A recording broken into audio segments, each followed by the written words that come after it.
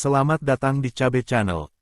Mohon untuk like, komen, dan subscribe, agar channel ini makin berkembang dan Mimin makin semangat. Terima kasih. Satria Samudera. Buku 1, Makar Berdarah. Bab 8. Kebo Ireng sangat murka melihat apa yang terjadi. Tuba dikalahkan dengan mudah di hadapannya. Lawannya adalah seorang pemuda ingusan. Hal ini jelas tak dapat diterima. Kakang, pemuda itu hebat juga, kata Mardi agak terkejut. Halah, apanya yang hebat, itu karena si Picek terlalu gegabah. Menyerang tanpa perhitungan dan dipancing lawan.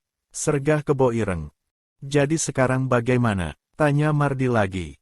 Kebo Ireng memberi perintah, bunyikan peluitnya. Tanpa tunggu lama, Mardi segera meniup peluit bambu yang tergantung di lehernya. Piip, piip, piip. Suara peluit melengking 3 kali. Setelah itu, Mardi terkekeh-kekeh dan berkata, dengan tanda tadi, aku memanggil 15 kawanku dari Serikat Kelelawar Hitam. Mereka adalah pembunuh yang terkenal di dunia hitam. Sudah terlambat kalau kau mau lari. Kau harus menerima bayaran karena sudah membunuh si Picek. Satria menepuk tangannya. Bagus, aku akan menyambut para kampret itu dengan tangan terbuka, hahaha. Cuih. Sombong, Mardi meludah ke tanah. Satria tak menanggapi makian barusan. Ia melipat tangan di dada. Menunggu dengan tidak sabar. Beberapa saat sudah berlalu, tapi tak satupun anggota Serikat Kelelawar Hitam muncul. Kakang, sepertinya ada yang tidak beres. Kening Kebo Ireng mengernyit. Ekspresi wajahnya kini begitu jelek. Suram dan penuh kekesalan. Kalau kalian ingin bertemu kampret-kampret itu, aku siap untuk mengirim kalian ke alam baka. Satu suara keras tiba-tiba terdengar dari arah kanan. Kebo Ireng dan Mardi sontak menoleh ke sumber suara. Dari sebatang pohon, tampak sesosok tubuh meloncat turun. Setelah bersalto sekali di udara, sosok ini mendarat dengan ringan, berdiri di samping Satria. Kau tak apa? Tanya Satria. Tentu saja, tapi aku harus membereskan 15 orang, jadi agak memakan waktu, keluh Prameswari. Dia mengibas-ngibaskan lengan baju.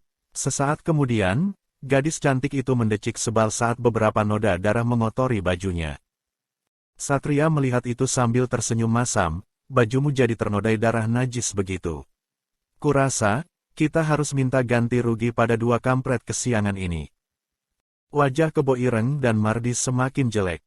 Mereka adalah penjahat besar, namun disebut kampret kesiangan. Barulah kini mereka mengerti, pemuda tengik di hadapan mereka dari tadi banyak bicara adalah untuk mengulur waktu. Keduanya benar-benar kesal, bisa-bisanya perampok kawakan seperti mereka dipermainkan oleh anak kemarin sore. Orang-orang dari serikat itu benar-benar sampah yang tak berguna. Ayo, Mardi, jangan beri ampun. Usai berkata, Kebo Ireng langsung menerjang. Golok besarnya disabet keras, mengarah pada kepala Prameswari. Gadis itu agak terkejut. Ternyata kemampuan Kebo Ireng jauh di atas bawahannya. Serangan golok belum sampai, tapi angin panas sudah menerpa. Dengan sigap, Prameswari menghindar. Dia melompat 1 tombak ke kiri. Setelah serangan pertamanya meleset, Kebo Ireng langsung mengejar.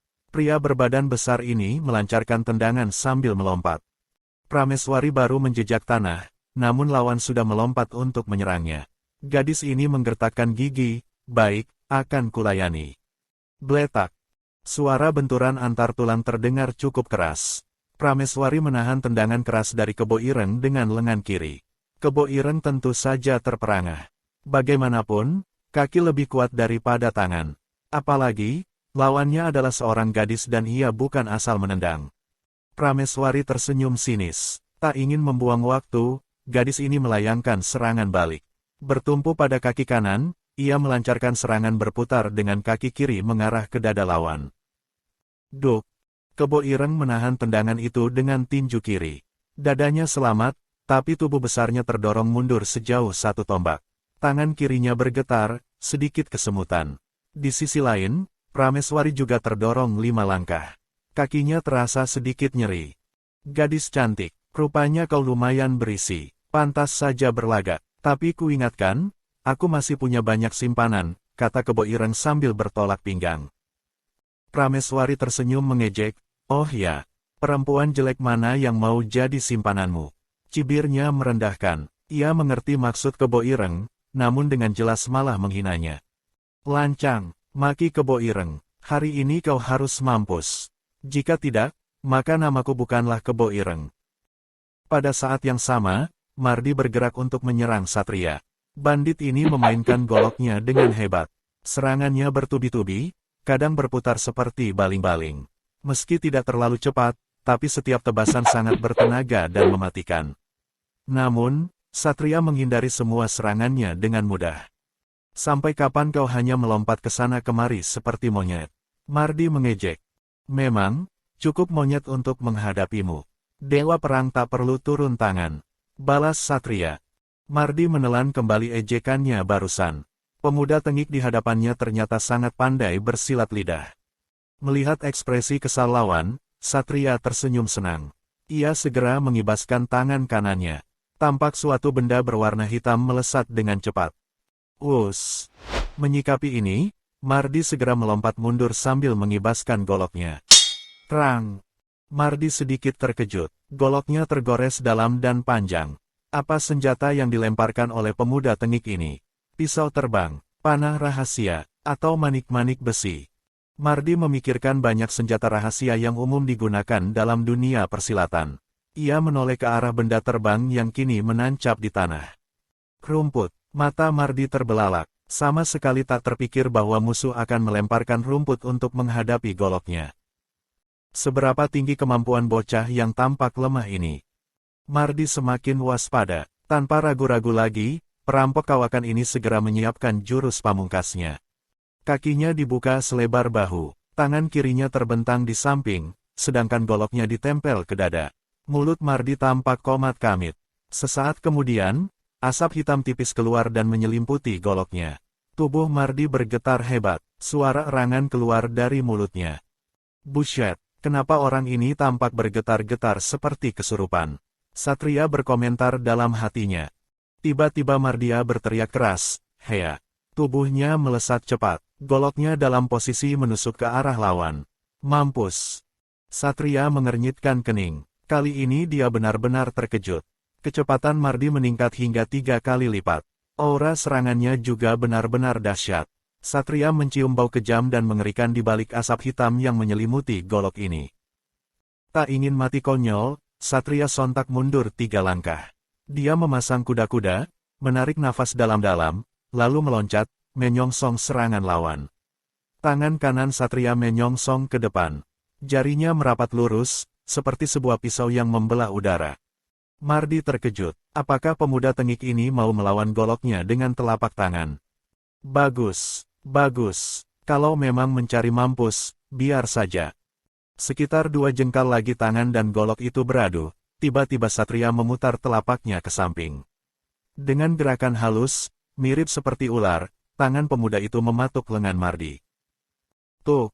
Krak! Mardi menjerit keras. Lengannya retak akibat patukan tersebut. Goloknya terlepas dan jatuh. Saat lawan masih meraung di udara, Satria segera memutar badan dan menghantam dada lawan dengan sebuah tendangan keras. Pak! Hek! Hanya itu suara yang keluar dari tenggorokan Mardi. Tubuhnya yang tadi melesat ke depan langsung terpental ke belakang, menghantam pohon, dan jatuh terkulai seperti pakaian kering. Matanya terbelalak seakan tak percaya. Dari mulutnya keluar darah berwarna hitam. Mungkin, organ dalam dadanya jebol akibat tendangan Satria tadi. Kemungkinan besar, Mardi kini sudah mati. Sialan, Kebo Ireng melihat bahwa rekannya sudah mati. Ia sudah bertukar 30 jurus dengan Prameswari. Sebetulnya, pertarungan antara Kebo Ireng dan gadis itu cukup seimbang. Namun, seiring dengan tumbangnya Mardi, Kebo Ireng berpikir bahwa ia akan kesulitan jika pemuda tengik ini menolong kekasihnya. Mau lari, Hea, tanda seru petik 2, Prameswari yang seolah mengerti arah pikiran Kebo Ireng melemparkan senjatanya. Bandul bintang jatuh. Kebo Ireng agak terkejut. Senjata gadis itu melesat cepat mengarah kepala. Jika terkena, pasti langsung pecah. Sebetulnya, salah satu cara efektif untuk mengatasi senjata berantai ini adalah dengan bergerak cepat, meliuk guna menghindari serangan dan memperpendek jarak dengan pengguna senjata. Makin pendek jaraknya, makin bagus. Sebab, serangan dengan bandul bintang jatuh ini tidak efektif untuk pertarungan jarak dekat. Namun, ujung dari senjata gadis di hadapannya ini adalah pedang pendek sepanjang lengan. Jika Kebo Ireng terlalu dekat, ia akan tersabet atau tertusuk. Jika jaraknya sedang, ia akan mudah diserang dengan tendangan. Jika jarak jauh, sasaran empuk bagi bandul bintang jatuh. Kebo Ireng menggertakkan gigi dengan geram. Dengan agak memaksakan diri, dia melompat 2 tombak ke udara, lalu melemparkan sesuatu. Wood, Blair, asap hitam mengepul dan langsung menyebar. Bom asap. Prameswari melompat mundur dan menutup hidung. Ia tidak tahu apakah asapnya beracun atau tidak. Sosok Kebo Ireng menghilang di telan asap. Namun samar-samar, rasanya ada pergerakan di balik asap. Sambil agak menyipitkan mata, Prameswari melempar 3 pisau terbangnya. Zing, zing, zing. Tak ada teriakan. Ketiga pisau terbang Prameswari sepertinya meleset. Gadis ini kembali melompat 1 tombak ke belakang untuk menghindari asap. Satria juga langsung melesat ke arah Prameswari. Dia khawatir bahwa Kebo Ireng akan menyerang secara diam-diam. Sepertinya dia berhasil kabur, ujar Satria pelan. Dasar licik, maki Prameswari penuh sesal. Satria mengetuk kepala Prameswari pelan. Lalu sambil menggelengkan kepala, pemuda ini berkata, menurutku, ada baiknya jika dia kabur.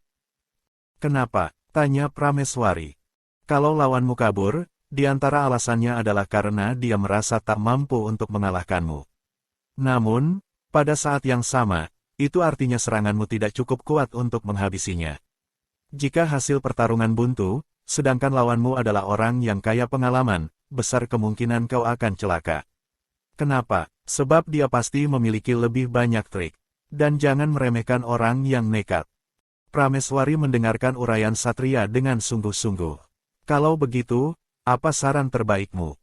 Satria diam sebentar, yang paling penting adalah mencoba untuk menghindari masalah. Jangan mudah mencari musuh. Namun, jika terpaksa harus bertarung, maka bersungguh-sungguhlah. Kalau kau ingin menang, berikan serangan yang mematikan. Tapi, kalau ingin menambah kawan, kadang kau perlu memberikan ampunan. Prameswari mencibir, apanya yang bertarung dengan bersungguh-sungguh. Kulihat kau hanya bermain-main saja. Hahaha, nona manis. Itu karena levelku sudah terlalu jauh dari mereka. Jadi apa salahnya kalau aku bersenang-senang? Buset, apa-apaan kalimat ini, batin Prameswari dalam hati. Terdengar seperti ucapan yang murah hati, tapi mengandung kesombongan yang luar biasa. Mungkin, kalau Prameswari tidak mengenal pemuda di hadapannya, kalimat seperti itu akan dianggap bualan belaka. Tapi, pemuda berbaju biru ini memang benar-benar kuat. Prameswari tidak tahu seberapa kuat. Pokoknya sangat kuat. Prameswari tidak bisa mengukurnya, tapi dia merasakannya. Ibarat lautan, tak bisa diukur dengan pasti seberapa dalamnya. Tapi setiap orang yang waras pasti sepakat bahwa laut itu sangat dalam. Apa rencanamu sekarang? Tanya Satria. Prameswari menjawab, kita sudah sampai sejauh ini. Kurasa, kita harus terus masuk hingga sampai ke desa. Aku punya firasat buruk tentang paman. Satria mengangguk, kau benar. Tapi sebelum itu, mari kita periksa markas bandit ini. Barangkali kita akan menemukan suatu petunjuk. Prameswari setuju. Mereka berpencar dan mulai memasuki pondok demi pondok. Memeriksa setiap sudut dan tempat-tempat yang dicurigai menyimpan sesuatu. Di salah satu pondok, Prameswari menemukan sebuah kantong hitam. Setelah melihat isinya, ia langsung membawanya. Di pondok lain, Satria menemukan beraneka ragam senjata, dan tentu saja uang. Mata sang pemuda berbinar-binar sesaat. Namun, sejurus kemudian, dengan ekspresi bijak, ia membatin, pasti uang ini hasil jarahan. Lalu, pemuda ini mengambil semua uang tersebut. Tidak disisakan sama sekali. Satria pindah ke pondok yang paling timur. Dibanding bangunan lain, pondok ini adalah yang paling kecil. Satria memperkirakan, pondok ini lebih cocok bila dijadikan sebagai gudang. Pintunya masih terkunci dari luar. Tanpa pikir panjang, pemuda ini langsung menendang dengan kaki kanan. Brak! Pintu pondok jebol. Dari dalam terdengar suara teriakan penuh ketakutan. Satria segera masuk. Melihat pemandangan di depannya, sang pemuda menghela napas panjang menahan geram. Ampun tuan, ampun. Seorang wanita memohon sambil beringsut penuh takut ke sudut ruangan. Umurnya sekitar 30-an, pakaiannya sudah tidak karuan. Beberapa tempat di wajahnya tampak memar bekas pukulan. Satria mengedarkan pandangannya dan mulai menghitung. 1, 2, 3, ada 7 wanita yang berada di sini. Semuanya dalam kondisi yang serupa. Kalian jangan takut, aku datang untuk menolong kalian. Mari ikut aku, ujar Satria lembut sambil tersenyum. Tidak, jangan, tuan, jangan, salah seorang di antara mereka kembali berkata dengan takut-takut. Satria bingung, ia jelas-jelas datang untuk membantu. Ia juga sudah mengatakan tujuannya. Tapi kenapa mereka semua tak tergerak? Sang pemuda memandangi para wanita itu. Wajah mereka pucat, mata mereka tak memancarkan gairah sama sekali. Hanya satu nuansa yang dapat ditangkap oleh setiap orang yang masih memiliki nurani. Keputusasaan. Satria kembali menarik napas berat. Saat itulah. Mati kau bajingan. Satu suara dari balik bangku besar tiba-tiba muncul. Seiring itu, satu sosok tampak berlari ke arah Satria sambil membawa sesuatu. Melihat serangan yang datang, Satria sama sekali tak berniat untuk melawan. Ia hanya mundur selangkah dan menggeser posisi tubuhnya. Krip. Tes.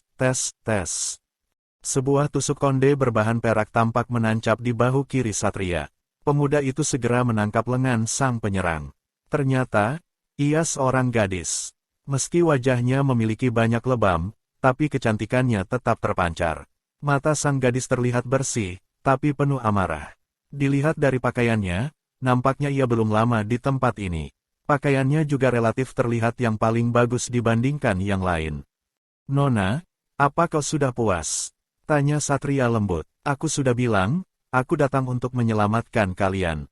Aku bukan bagian dari begundal-begundal ini.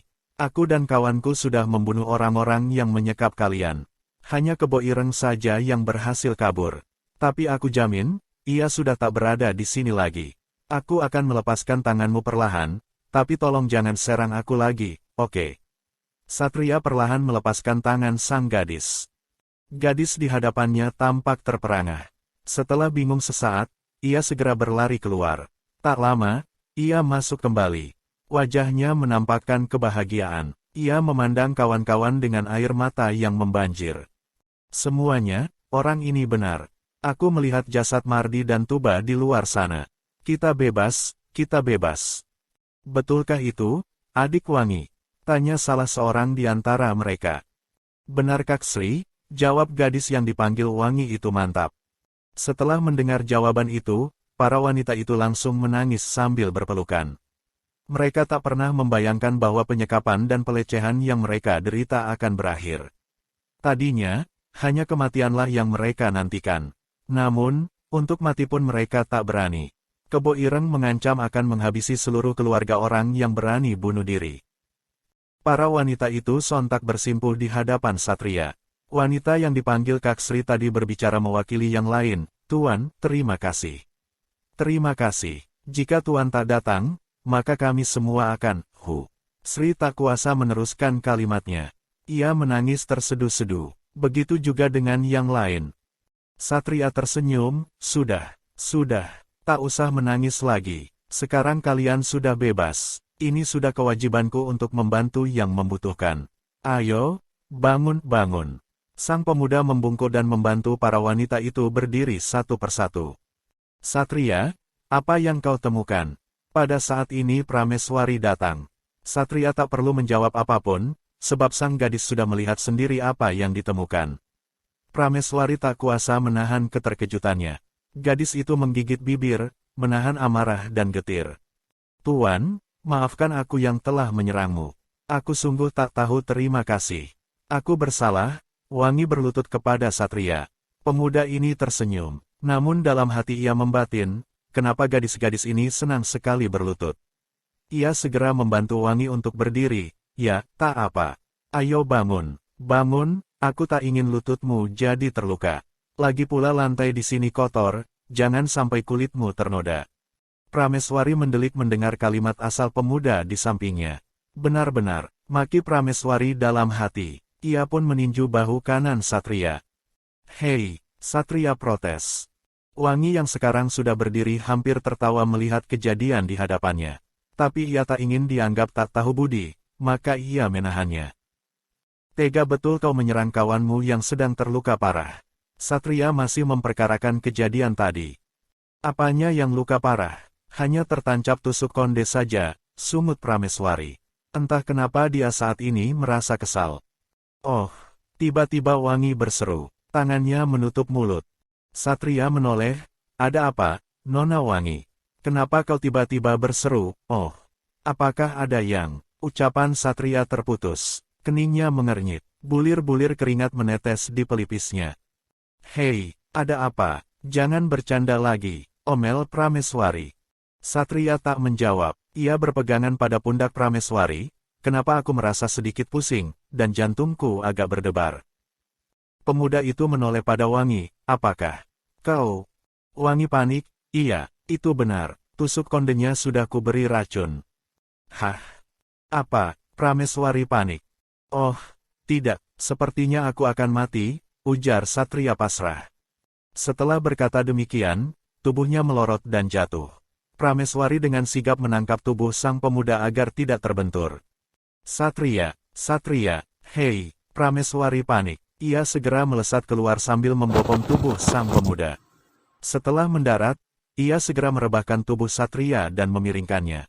Kemudian, ia menempelkan telapak tangan ke punggung Satria. Gadis ini berusaha untuk menyalurkan tenaga dalam.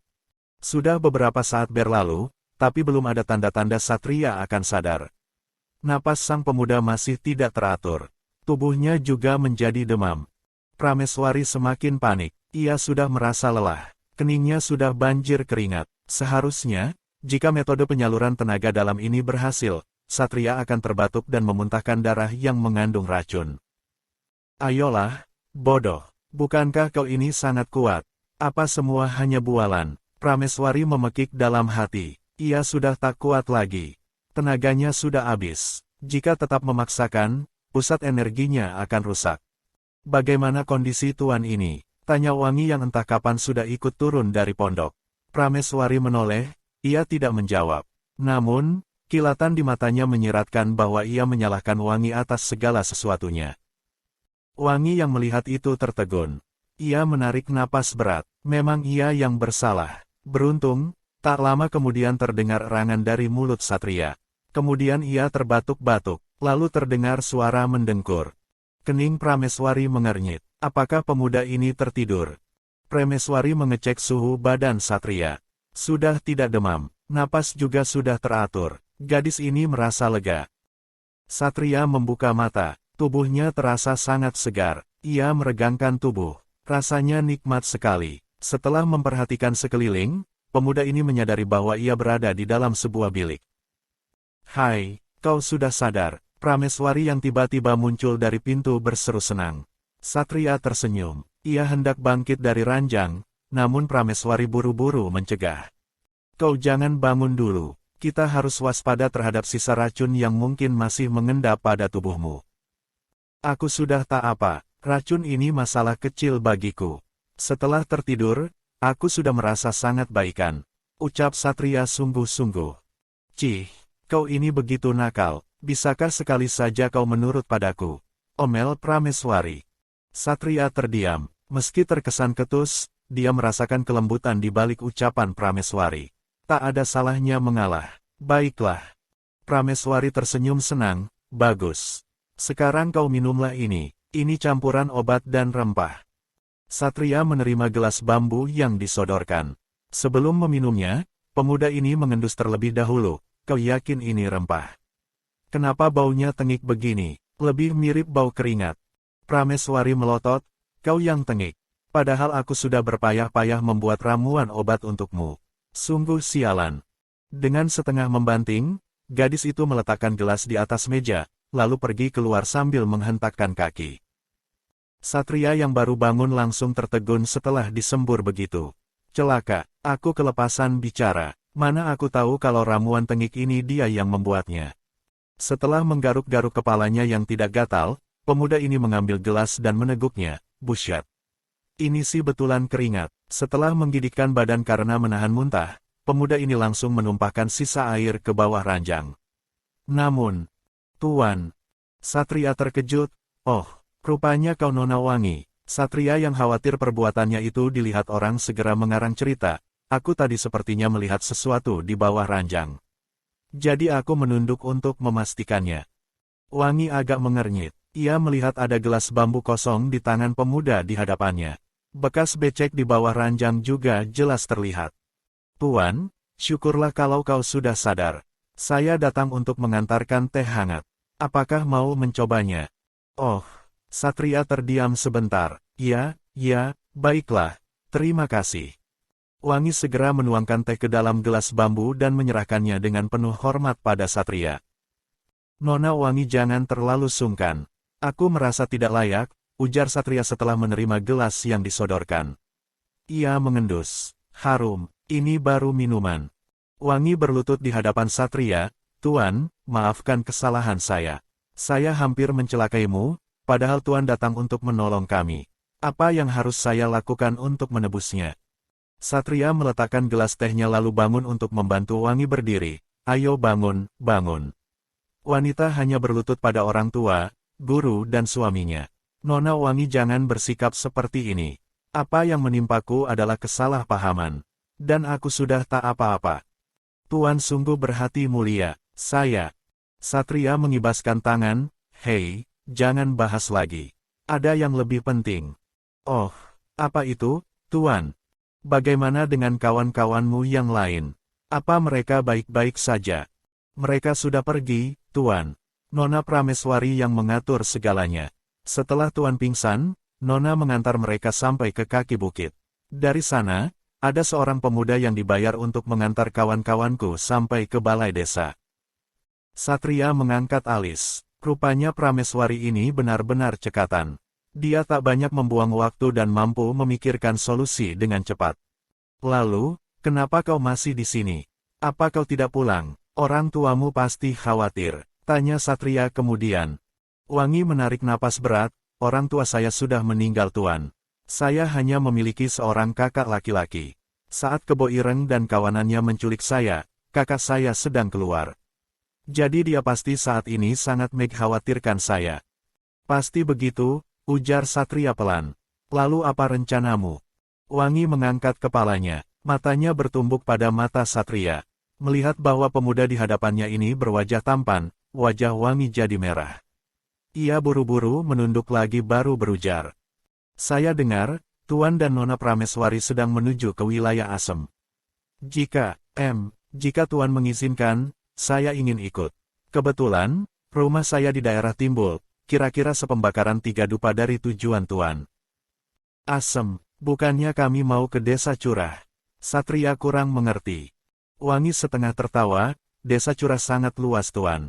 Mungkin di tempat lain, lebih tepat disebut kota. Desa ini memiliki beberapa dusun dengan 3 wilayah utama, Timbul, Asem, dan Batas. Begitukah? Satria mengangguk-ngangguk. Dia sebetulnya agak kurang mengerti dengan konsep pembentukan dan pengembangan desa yang aneh seperti ini. Tapi ya sudahlah, suka-suka pendiri desa saja. Aku sih tidak masalah. Namun, Prameswari yang sebenarnya berkepentingan dalam perjalanan ini. Aku hanya menemani. Jadi, kurasa Nona Wangi sebaiknya bertanya padanya dulu. Aku sudah bertanya padanya, Tuan.